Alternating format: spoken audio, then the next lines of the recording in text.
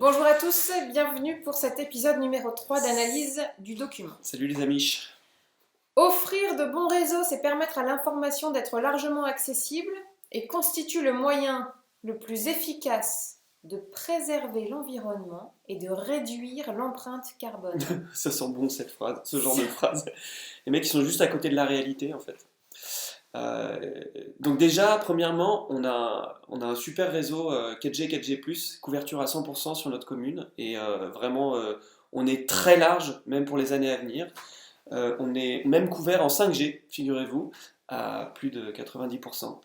Et le meilleur moyen de préserver l'environnement, c'est de rien faire. Voilà. Mais comme on veut faire des choses, on peut juste se poser la question de quel est l'impact qu'on a sur l'environnement quand on fait quelque chose. Et là, c'est pas terrible du tout. Hein. Pardon, mais ça me La fait 5G. penser un peu au greenwashing et Ah oui. on n'a plus le droit aux sacs en plastique, on va vous faire des sacs en plastique qui vont préserver l'environnement. Ah oui, ça préserve l'environnement. Non, non, Voilà. ça abîme moins l'environnement, c'est pas pareil. Et là, en l'occurrence, ça n'est pas le cas. Pardon. Mais Non, mais parce qu'on n'a pas dit ça n'est pas le cas, mais parce que dans tout ça, il y a aussi à prendre en compte toute l'extraction des métaux et tout ça. l'analyse du cycle de vie complète, en fait, quand tu regardes sur l'ensemble, quand on regarde l'ensemble du cycle de vie de la technologie 5G, c'est faut changer tous les terminaux, tous les téléphones. Il y a la création des réseaux, la création des pylônes, la création des antennes. Enfin, il y a la fabrication cet ensemble de technologies qui coûte une fortune en termes environnementaux. Ça a une empreinte environnementale très forte. Et c'est surtout le changement des téléphones qui coûte, qui a une empreinte environnementale forte. Ça, c'est vraiment important. Et qui, Donc, gardez vos téléphones le plus longtemps possible. et qui se fait avec des minerais qui sont rares et qui sont pas sans fin. Non Parce seulement que ils ça, on sont, le sait non pas seulement ils forcément. sont rares, non seulement ils sont pas sans fin, mais en plus il commence déjà à y avoir des tensions sur les matières premières. C'est-à-dire qu'il commence déjà à y avoir des ruptures de stock sur certains matériaux à cause de ces terres rares et de ces métaux qui sont de plus en plus difficiles à extraire. On va faire vite sur les autres. Permettre aux agriculteurs de connaître le niveau précis d'humidité en eau du sol et arroser juste ce qu'il convient.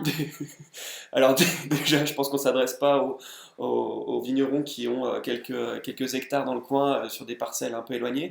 Et puis en fait, des investissements de fous pour avoir des objets connectés qui vont te permettre d'économiser des litres d'eau qui seront explosés parce qu'en fait, à la fabrication de ces gadgets électroniques, eh ben, il y a énormément d'eau qui est gaspillée.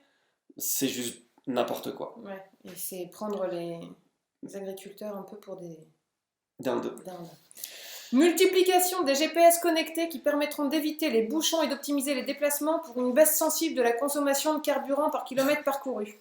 Bon, On fait c'est vite même, là-dessus. Parce même que, argument, mais bon, les bouchons à Pouilly, voilà. le taux de remplissage des poids lourds dans l'Union européenne a augmenté de 14% en 2 décennies selon la Commission européenne. C'est largement grâce à la télécommunication.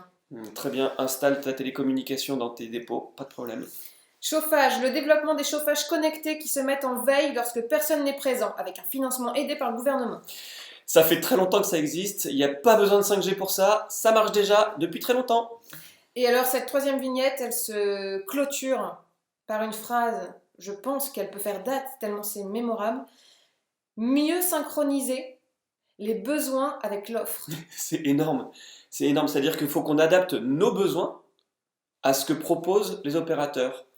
C'est un peu ce que tu disais tout à l'heure en Chine, il y a 26 26 GHz GHz. partout et ils savent pas quoi en faire. Donc en gros, on nous dit, vous allez avoir plein de possibilités, on ne sait pas encore ce qu'on va en faire, mais réfléchissez à des trucs. Et comme ça, on continue de faire n'importe quoi. Bon, C'est...